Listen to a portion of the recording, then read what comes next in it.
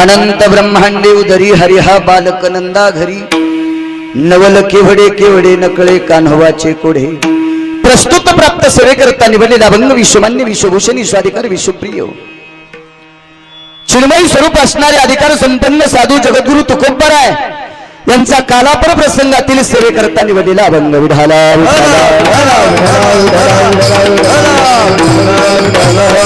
जगद्गुरु तुकोबराय या अभंगाद्वारे भगवान परमात्म्याचं नवल सांगतात. नवल अनंत ब्रह्मांडे उदरी हरी हा बालक नंदा घरी नवल केवडे केवडे नकळे कान्हवाचे कोढे. शुकाचार्य राजा परीक्षितीला भागवतात अंशात्मक 24 अवतार सांगतात, पण एकाच अवताराचं नवल आहे तो अवतार म्हणजे 8वा. बाकीच्या अवतारातलं नवल नाही, हे एकाच अवतारातलं नवल आहे. 8वा अवतार स्थित प्रज्ञेतला मुक्त अवतार आहे, मुक्त, आणि या अवतारात नवल केले म्हणून नवल केवढे केवढे नकळे कान्हवाचे कोढे.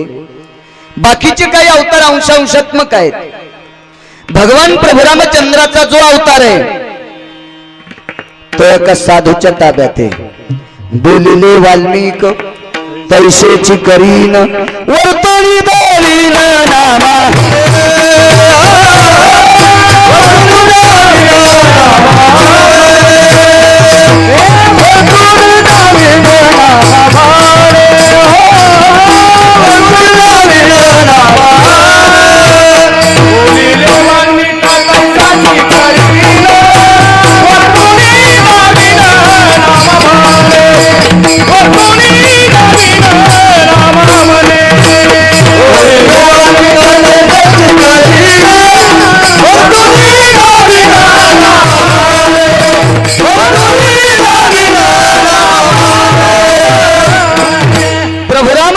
वाल्मिक ऋषीच्या शब्दाच्या पलीकडे एका तिळा इतकं जाता आलं नाही.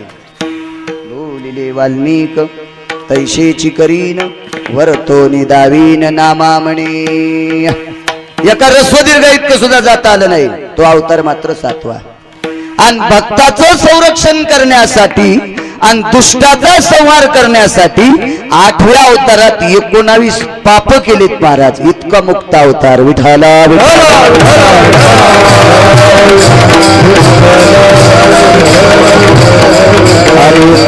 पांडवाची संरक्षिता मनोन नितित्व सांडिले ऐता ऐसी जयाच्या हृदय स्थिता करुण भाकीत नारायणा.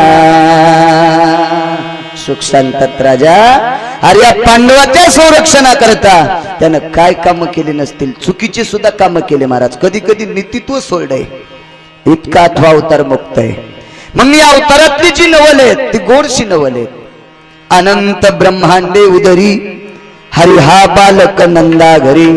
आता ब्रह्मांड किती, बऱ्याच लोकांच्या लक्षात ते ब्रह्मांड कशाला म्हणावं. काही माणसं आपल्या गावालाच ब्रह्मांड समजितील. पिश्या गाव सोड, तुला कळल बाहेर काय तर. बाहेर गेल्याशिवाय ब्रह्मांड कळत नाही. श्रीमंताचा बैल पाणी पिण्यासाठी नदीवर गेला. नदीच्या कडील चिखल असतो आणि त्या चिखलात बैलाचा पाय रुतला. बैलाचा पाय चिखलात रुतल्याच्या नंतर पाय उपसून घेतला, पण बैलाच्या पायाचा जो खड्डा झाला त्या खड्ड्यामध्ये एका बेंडकीने उडी हाणली. बेंडकी कळती, बेंडकी. आणि ती बेंडकी त्याच्यात जनली, येली त्याच्यात येली. 3-2-4 पिले दिले.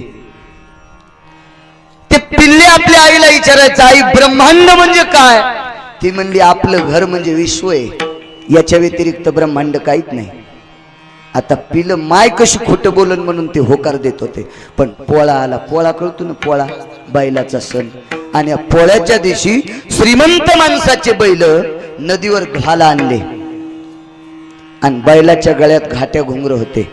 त्या घाट्या घुंगराचा खळखळ खळखळ आवाज बेंडकीच्या पिल्ल्यानं त्या बिळात ऐकिला खड्ड्यात. आईला म्हणले, आई आपण जर ब्रह्मांड आहेत, आपण जर विश्व आहेत, तर बाहेरून आवाज कशाचा येतो? ती आई म्हणली आपलाच आवाज आहे, येडपट आहेत का काय? पण लेकर कसे ऐकतील? त्यानं टुंदीशी उडी हाणली आणि काठावर आले.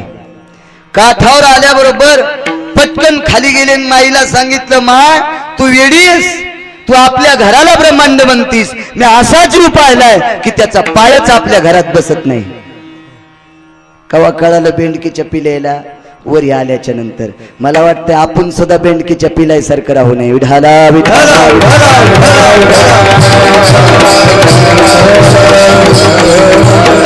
हे विज्ञान आहे ना, विज्ञान चोट्ट, हे विज्ञान पुस्तकातलं ज्ञान कमीणारे चोट्टे हे ब्रह्मांड धरण्याचा प्रयत्न करते पागल. अजून त्याच्या हाताला शेपूट पण नाही लागली ब्रह्मांडाची शेपूट. आणि ज्या दिवशी विज्ञानाच्या हातात ब्रह्मांडाची शेपूट येईल त्या दिवशी टाळ मृदंग पकवत नदीत टाकावं लागतील, त्याला किंमतच राहणार नाही वरच्याला. विठाला विठाला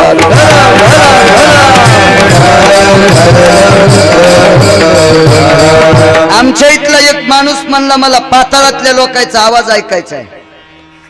राव दिन बापा, नाही म्हणलं ऐकायचा आहे. कसा ऐकता येईल? म्हणलं बोर घी, बोर घेतल्यावर असा बोर घे की पाताळाला छिद्र पडलं पाहिजे.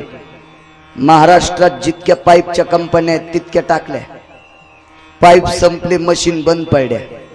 म्हणला महाराज लक्षावधी पाईप टाकलेत, कितीतरी फूट खोल खड्डा झालाय, पण अजून पाताळातल्या लोकांचा आवाज येत नाही. म्हणलं एक काम करते, खड्ड्यात तुही बायको उडी हाण. पाताळ सापडत असते. किती पाताळ आहेत? आतळ, वितळ, सुतळ, तळातळ, रसातळ आणि महातळ पाताळ, हे 7 पाताळ आहेत.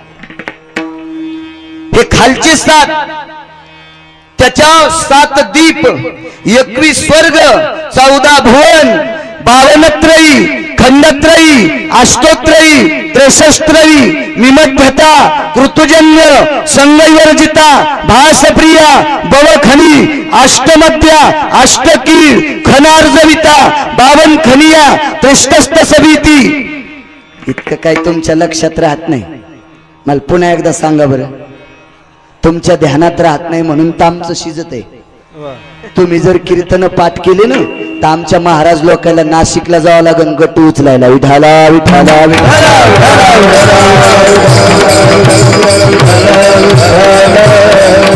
म्हणून मी देवाला एकच म्हणतो, बाबा समोर बसलेल्या लोकांनी जाधव साहेब कीर्तन ऐका, पण कीर्तन झालं की ते चोर पंक्चर व्हा. तुका म्हणे काय तर तू बाप. विठाला विठाला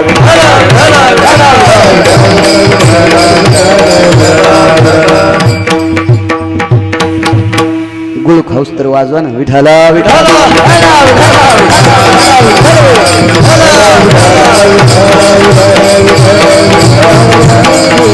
खालचंही टोक कळालं नाही. एक जण म्हणलं मला शेवटचं टोक बघायचं, शेवटचं. तर आता चांगल्या क्वालिटीच्या विमानात बसलं, पेट्रोलनं टाकी फुल केली आणि विमान उडत असताना विचारलं वरी जाण्याचं नियोजन काय? ते म्हणलं शेवटचं टोक बघायचे. वरचे वरीच गेलं, पेट्रोल वरीच संपलं, वरीच विमान फुटलं, राख सगळ्या जगात पसरली, शेवटचं टोक सापडत नाही. मी ब्रह्मांडाची एक खणी सांगायलो फक्त. खालचंही कळालं नाही, वरचंही कळालं नाही.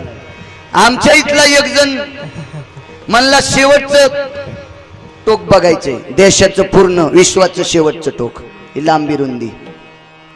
मी म्हणलं कसं जाऊ संद्रे तात्या? ते म्हणलं तुला काय माहितीये, समोर जे आभाळ टेकलेलं आहे का तिथरोकच जग आहे. मी म्हणलं माझ्या काळामध्ये 95ला मराठी मला आम्हाला एक शिक्षक होते, ते सांगायचे जिथं आकाश टेकलेलं दिसतंय त्याला क्षितिज म्हणतात. क्षितिज. पूर्वीच्या काळातले मास्तर हुशार होते. माझ्यासोबत लिपणे सर आजही आहेत. आताच्या मास्तरायचं कोणाला मला चेष्टा नाही करायची, पण पूर्वीच्या काळातला अभ्यास लय गोड होता महाराज. काय कविता शिकवल्या जायच्या. शर आला तो धावून आला काळ, इहळला श्रावण बाळ, हे आई गे दीर्घ फोडणी हाक, तो पडला जाऊनी झोक, हे राजाच्या ऐकून श्रवणावानी, हृदयाचे झाले पाणी. गोड कविता त्या काळातल्या. आता पप्पा माझ्या मम्मीचे मम्मी माझ्या पप्पाची लेकर कोण्या भूताचे. असल्या कविता शाळेत काय अभ्यास होणार आहे महाराज. आकाश टेकलेलं दिसतंय त्याला क्षितिज बनतात, क्षितिज. पण ते ऐकत नव्हतं आमच्या इथलं तात्या. त्यान 15 भाकरी बांधल्या, 9 कांदे, कॅटली भर वरण, भाकरीचं गोठुडं डोक्यावर घेतलं आणि आकाशाचं शेवटचं टोक बघू लागलं. आमच्या गावाच्या बाजूला सावंगी नावाचं गाव आहे, माळ आहे. त्याला वाटलं इथं आकाश असेल. त्या माळावर गेल्यावर आभाळ निर्वाडीच्या माळावर, निर्वाडीच्या माळावर गेल्यावर आभाळ चिचोलीच्या माळावर, चिचोलीच्या माळावर गेल्यावर आभाळ ढगेबोच्या माळावर. फिरत फिरत फिरत भाकरी तशाच वाळून गेल्या डोसक्यावर. आणि चिचोलीच्या माळाच्या पलीकडे एक वढा होता, पावसाळा दिवस, आणि त्या वढ्याच्या कडीला एक महामूद खा शेळ्या चाळीत होतं. त्याचं नाव महामूद खा. ते शेळ्या सांभाळीत होतो. आमच्या इथल्या तात्यानी चाललंय आकाशाचं शेवटचं टोक कधी सापडल. ते तापलेलं होतं. ते म्हणलं तू मेले हो, पागलेस का काय रे म्हणला.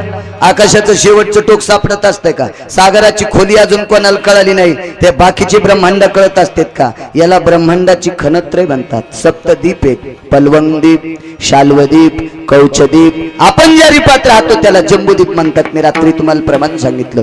मग असे 7 द्वीप आहेत, 21 स्वर्ग, 14 भुवन, खालचे 7 पाताळ. अजून एका गोष्टीचा अजून थांग पत्ता लागत नाही. याला ब्रह्मांड म्हणतात. आणि हे ब्रह्मांड ज्याच्या पोटात आहे तो नंदाच्या घरी खेळायला आहे. नवल केवडे केवडे, नवल केवडे केवडे, नवल केवडे केवडे, नवल केवडे केवडे.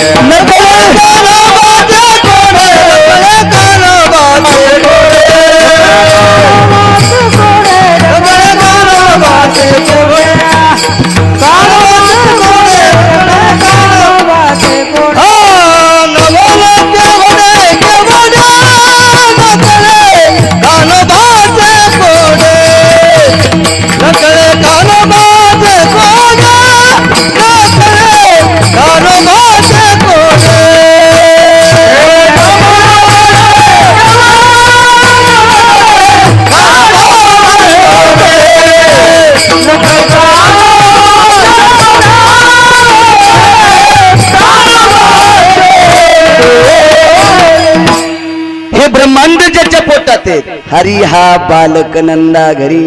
हे त्याच्या जीवनातलं नवल आहे, यशोदेच्या घरी. एक नवल आता इथून पुढे आपण पाहू. 7व्या अवतारात आणि 8व्या अवतारातला फरक सांगतो, लक्षात घ्या. रामायण तुम्ही ऐकले. 7व्या अवतारात भगवान प्रभू रामचंद्रानं सुरुवातीला एक व्यक्ती मारली असेल तर ती बाई आहे महाराज. तिचं नाव ताटिका आहे. सुरुवातीला बाईच मारली. आणि 8व्या अवतारात कृष्ण परमात्म्याने बाईच मारली. तिचं नाव आहे पुतना. दोन्ही अवतारात बायाच मारल्या का नाही. आणि बाया एरीच मारायलाच पाहिजे. लय दाढ आहे तो, लय दाढ. माणसं सांगत नाहीत म्हणून बरे, नाही तर इतक्या दाढ बायका, इतक्या दाढ, जित्त्या फुका जित्त्या. नित्त म्हण नाही म्हणा. मी आमच्या तिकडच्या सांगायलो, तिकडे गेल्यावर तुम्हाला फुकायचं, दुसरे आणू तरी कुठून. एक नवीन लग्न झाल्याला मला म्हणला, बाबाजी संसारात बायको फार छान असती. मी म्हणलो बस रे छटाक्या, कशाला सांगायला तू बायकोचं वर्णन. लय दाढ असतात, लय दाढ. बायको कौरक प्रेम करती सांग का तुम्हाला. मी सांगितलं ना ते दिवशी औरंगाबाद मध्ये. बायका लग्न झाल्यावर वर्ष 1.5 वर्ष लय जीव लावतात. बाबा तुमच्या बऱ्या आहेत का नाही, जरा गुटगुटीत दिसायला. टाइमची टाइमला जेवायला देत असन म्हातारी, गुटगुटीत. 2 वर्ष जीव लावती बघा बायको. पोहे करू का, शिरा करायचा, चहा देऊ, कॉफी करू, दूध देऊ. आणि एक कट्ट झालं हे बाहेरून आलं की जेवायला दिसनच तुम्हाला. बब्याला पाजायले ना, तुम्हाला कळत बी नाही. लेकरू रडायला लागले, हातान घ्यावा ना. ते म्हणलं बापरे, 2 वर्ष काय जीव लाईत होती. आणि एक कट्ट झालं की अर्धा तुकडाच पडला, तुकडाच. 50% प्रेम तुटलं, 50%. याच्या पलीकडची फजिती सांगू का तुम्ही, ऐकताल का.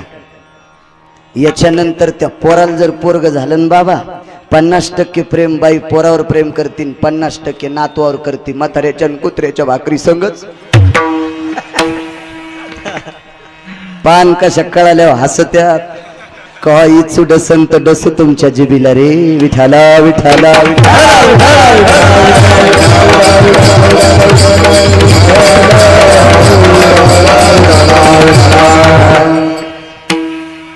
दोन्ही अवतारात सुरुवातीला बाई मारली, पण 7व्या अवतारातलं नवल नाही, 8व्या अवतारातलं नवल आहे. कारण सांगतो. ताटिकाई रावणाची बहीण आहे, किती मोठी. एके दिवशी समुद्राच्या कडेला विस्तीर्ण भयानक वृक्षाखाली ती आराम करू लागली. राक्षसनी लय मोठ्याल्या होत्या. एका राक्षसनीला एका टायमाला कुंकू लावायला 2.5 क्विंटल लागत होतं. कपाळ किती मोठं असेल पहा. एका टायमाला सकाळी राक्षसनीने आंघोळ केली तर 2.5 क्विंटल कुंकू लागायचं तिला लावायला कपाळाला. एवढी मोठी राक्षसीन होत्या त्या काळातल्या. कपाळ किती मोठं असेल, इथून औरंगाबाद इतकं कपाळच. राक्षसही तशीच दांडगी होती ना. कुंभकर्णाची दाढी करायला 28,000 वस्त्रे लागत होते. 28,000. तेव्हा 2 महिन्यात त्याची दाढी पूर्ण होत होती. इथं वस्त्रा टेकल्या 1.5 महिन्यात इथं येत होता. त्याच्या दाढीचे केस म्हणजे मायकाच्या दांड्याच. त्याच्या नाकातले केस काढायला कापूस उपटायचा चिमटा होता. अतिशोक्ती अलंकाराचं लक्षण आहे रामायणातलं. ते वर्गात अलंकार शिकायचे.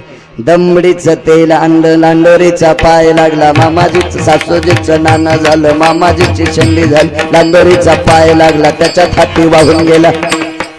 शाळेत शिकायचे अलंकार. आता अलंकाराचा मिळत नाही. काय त्या काळात गुरु गुरु लघु लघु गुरु गुरु लघु लघु अलंकारा स्थित कमोलिन प्रिय जति संगत योजित काम. गुरु गुरु गुरु गुरु लघु लघु लघु लघु गुरु गुरु गुरु गुरु लघु लघु लघु लघु स्वप्न सिता तिथि अलंकारा भवति कमोलिन सांगरी. नाचून मास्तर अलंकार शिकायचं. नाचून. आताही मास्तर नाचत आहेत पण पिऊन. विठाला विठाला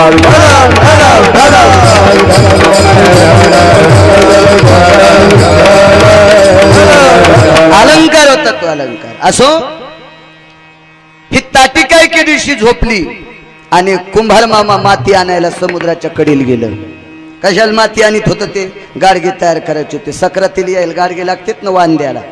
एकाच दिवशी कपाळाला कुखू, त्याच्यानंतर 12 महिने नुसत्या टिकल्या. कुखाचा पत्ताच नाही. असो,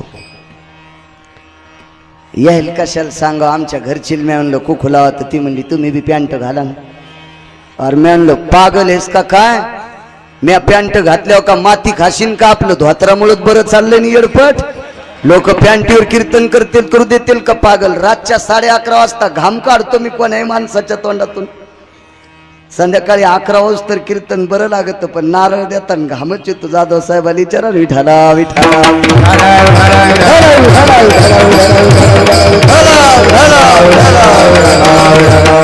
तरी सध्या काही लय घाम नाही. सध्या ॲडव्हर्टाईजच सुरू आहे तुमच्याकडे. विठाला विठाला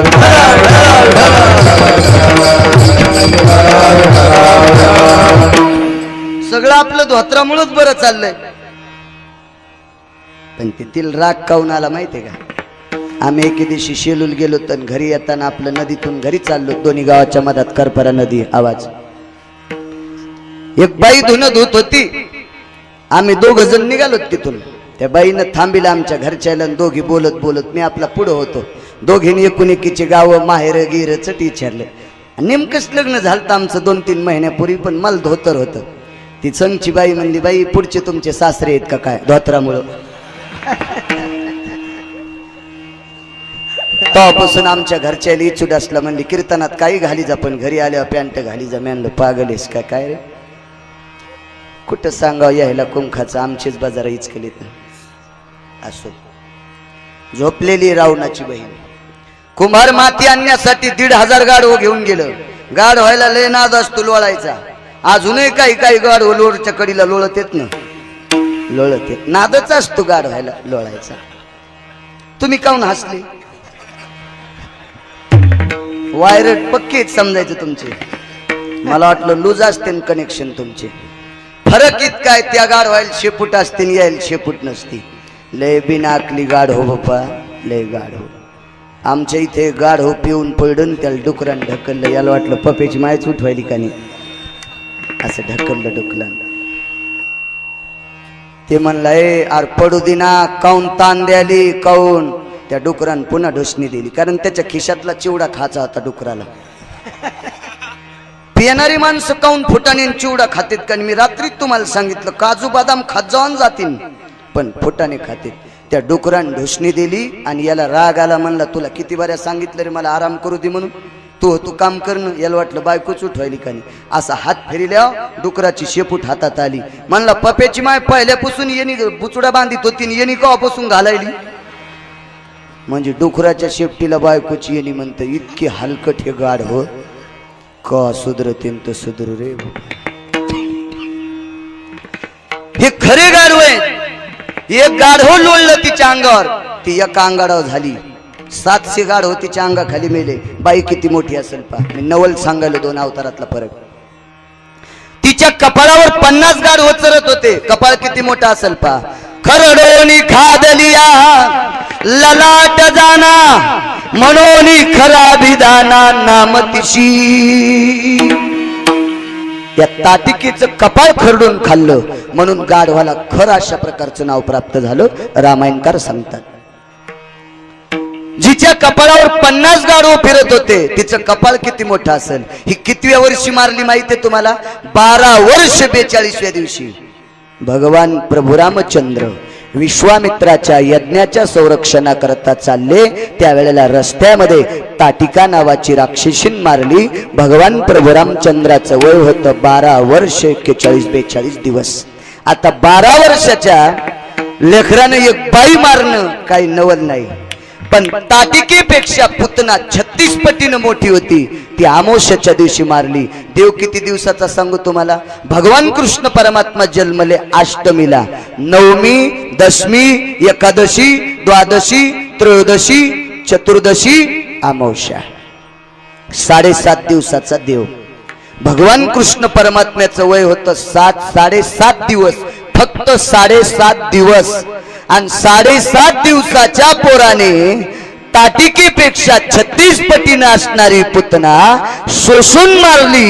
हे 8व्या अवतारातलं नवले. नवल केवडे केवडे नवल केवडे केवडे नवल केवडे केवडे नवल केवडे केवडे नकळे कालो नकळे कालो बाजे कोढ्या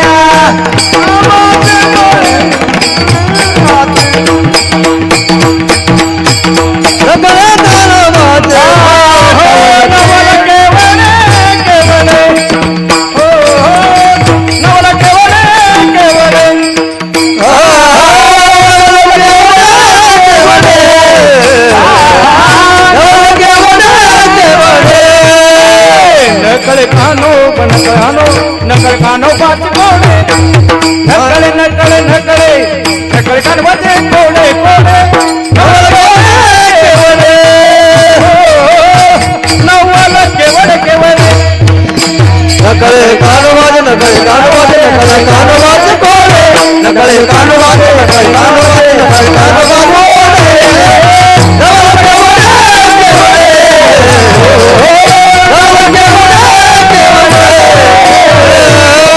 त्याच्या प्रत्येक गोष्टीतलं नवल. लहानपणात एक बाई मारली. त्याच्या अगोदरच एक कारण सांगू. 24 अवतारापैकी 23 अवतारात जिथं जन्माला आला त्याच आईपाशी राहिला, पित्यापाशी राहिला. पण 8व्या अवतारामध्ये वसुदेव देवकी जिवंत असताना लेकरू दुसऱ्याकडे कधी जाऊ माहितीये का. उपजताची माता निमाली मग त्या बालका यथा पावली. मग सांभाळिता तिगा भली माता त्याशी. मार्कंडे सांगते जन्माला आल्याबरोबर एखाद्या लेकराची जर आई मरण पावली तर त्याला कोणी सांभाळावं. मावशी सांभाळीत असल, आजी सांभाळत असल, चुलती सांभाळत असल, कोणी एखादी आत्या सांभाळत असल, ही त्याची आई ठरती. आणि मग तिकडे जाते. पण आई गेल्याच्या नंतर याची आई जिवंत, बापही जिवंत. पुन्हा आई काय सामान्य होती का. जिनं 7 जन्म तपश्चर्या करून कृष्ण प्राप्त केलता. आणि वसुदेवासारखा ज्ञानी जगात नाही, धन्य त्याचे ज्ञान. मी इतकंच सांगतो, पुढचं कडवं नंतर सांगणार आहे. मग एवढं ज्याच्याकडे ज्ञान आहे अशा अधिकार संपन्न आई वडील सोडून दिले आणि दुसऱ्याच्या दारात जाऊन यशोदेचं दूध पिऊ लागला. नवल केवडे केवडे केवडे केवडे केवडे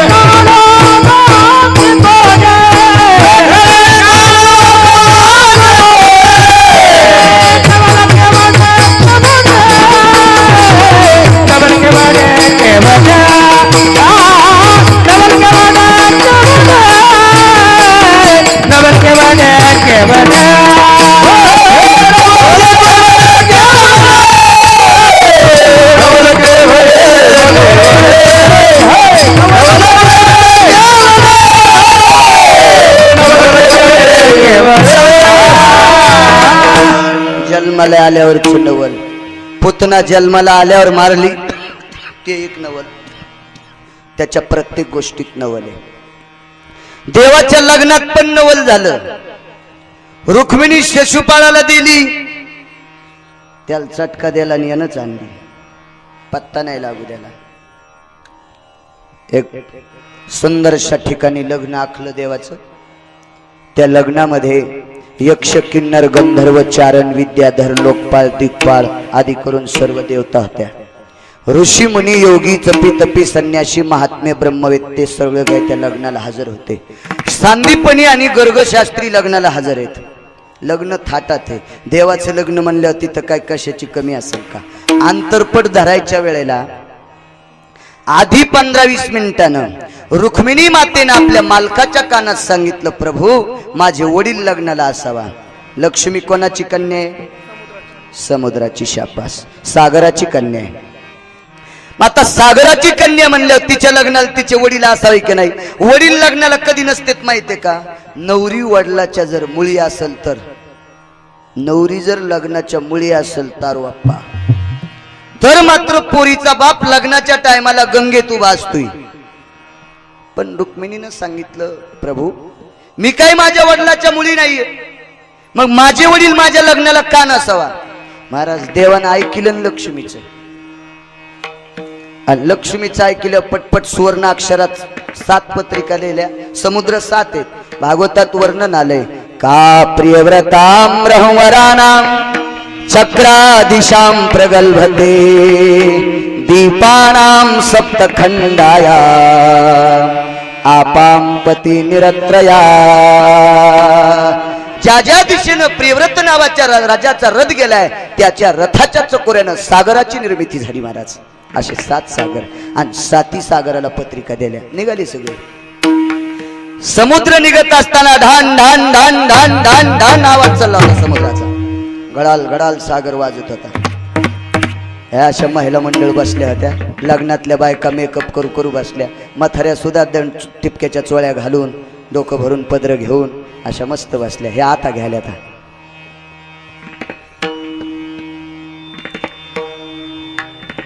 बरेच काही वराडी होते. तांब्यात इस्तू टाकून टोप्याच्या घड्या मोडणारे इस्ताऱ्या करून लग्नात लय थाट असतो कोणाला बी. माझ्या लग्नात एक म्हातारी म्हणली, मला लग्नाला यायचं. मेंढ तू भागवताला येत नाहीस, रामायणाला येत नाही, कीर्तनाला येत नाही, आणि गंगूबाई तू लग्नाला कशाला यायचं? अरे मला कोणीच नेत नाही, तू या लग्नाला तर नी. मी नेली ट्रॅक्टरात टाकून. तिला एकटील ट्रॅक्टर केलं आणि म्हणलं बस आदळून आदळून मोकळी फटके. लग्न संध्याकाळचं होतं आणि म्हणली मला नाहाचंय. लग्नात काऊन नाहतात तुम्ही? तुम्हाला वा झाल्या तर नदीत बसवून महिनाक्स हिवाळ्याच्या गावात नाहत असतात का? पुन्हा पाय धुवायला लावतात. पाय धुवायला यायचे पाय भरले तर 2-3 महिने गंगात सोडावा असे. पण हिवाळ्याच्या गावात काऊन धुवायचे पाय? काऊन नाद असेल तेच त्यालाच माहित. ती म्हातारी म्हणली अरे महाराज मला तुझ्या लग्नात नाहाचंय. मी तिकडच्या पाहुण्याला सांगितलं हिला नाहू घाला. त्यान कढईवर पाणी तापिलं उपसू उपसू नाहू घातली. नाहल्यावर तिला चांगली नाटी दिली नेसायला. नाटी कळ तिनं लुगडं चोळी दिली घालायला. आणि मला म्हणली तेल एक या गावात लावायला. म्हणलं आता बिन तेलाचं थोडंच राहतं ते गाव. नवरदेवाकडे मी 20 रुपये त्या सोकोण्याकडे 20 रुपये दिले आणि त्यानं पॅराशूटची बाटली आणली प्लॅस्टिकची तेलाची. त्या बाटलीला छिद्र केलं आणि म्हातारीच्या हातात शिशी दिली. त्या डंगरीन भोकाडवरी केलं आणि बोड खाली केलं. घंटाक्षी बाटली पिळीत होती आणि रिकामी झाल्या माझ्या नाकावर फेकली. याच्यात तेल हे का? म्हणलं डंगरे सारा मांडव भिजला पण तुला भोकाड नाही कळालं. आणि यायला पण लग्नात या वाटत. लय लग्नात थाट बाप्पा, आती थाट लग्नात. लग्नात इतकी लोक फुगीर असतात त्या फुगीरपणाला सीमात नाही. नवरदेवा संघची करवली तर इतकी चोर असती. ती जाताना रिकामी सुटकेस नेतीन येताना भरून आणती. करवली कळती नवरदेवा संघची ती चोट्टी. रिकामी सुटकेस नेतीन खोबऱ्यास तेलाची बाटली त्याच्यात, शॅम्पूचं डबकं त्याच्यात, नवी टावल त्याच्यात, साबणाचं खोकं त्याच्यात, अंधार पडल्यावर घर सारवायचा पोत्रा पण त्याच्यातच. तिला काय कळत सारा चोरायचा धंदा. आणि नवरदेवा संघच्याला काय म्हणते